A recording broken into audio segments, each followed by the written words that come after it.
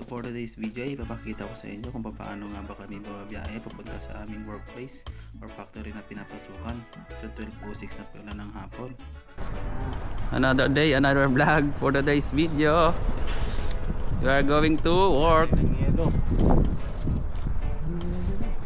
So kagabi pala dito ay umulan ng snow. Yan o, papasok na naman kami o.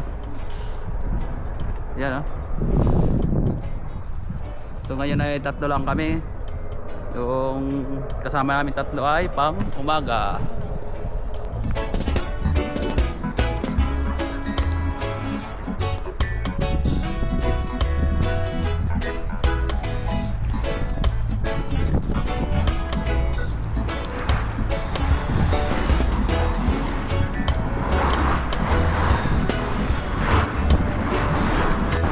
So dito pala kami maghihintay ng bus na aming sasakyan papunta sa aming pagtatrabahuan.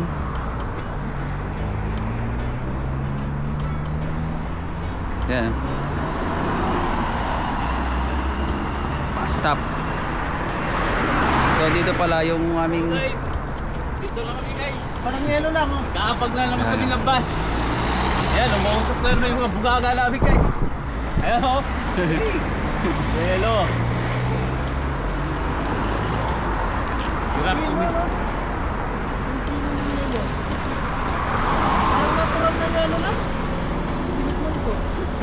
Pala pasok pala namin ngayon 2 to 10.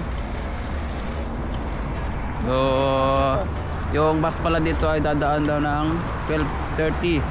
Meron namang before 1 dumadaan dito, kaya lang mas maganda pag maaga ka pa para hihintay ka na sa company ng oras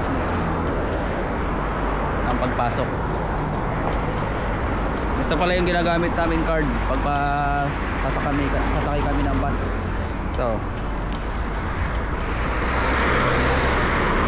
yan, tinatap lang namin yan dun sa bus. Mamaya papakita ko sa inyo kung paano namin itatap yan.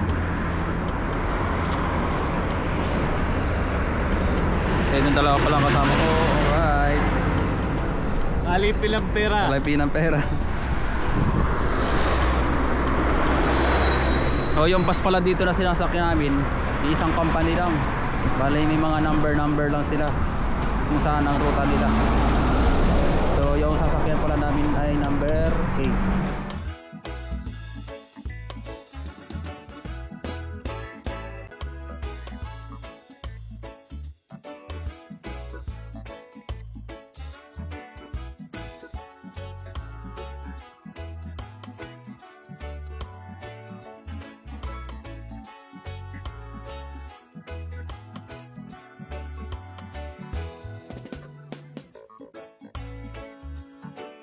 So ayan, at on the way na pala kami at nakasakay na kami sa bus. So ayan, natsyempohan lang namin na kukonti yung sakay. Minsan yan marami at minsan kukonti. Tapos halos karamihan dyan matatanda na. Kahit may edad na ay nagtatrabaho pa rin as factory worker dito sa bansang Serbia. So bali 15 to 30 minutes pala ang biyahe. Depende sa traffic bago makarating sa aming pinagtatrabahuhan. So bawat bus pala dito ay may kanya-kanyang number. Sa bawat number ay may kanya-kanyang ruta. At bawat bus ay may kanya-kanyang bus station. Pwede lang sakyan at babaan. So ayan, at nakarating na rin kami sa aming destinasyon. So lalakarin lang namin ng konti tapos tatawid sa kabila. So ayan na yung aming pinagtatrabahuhan.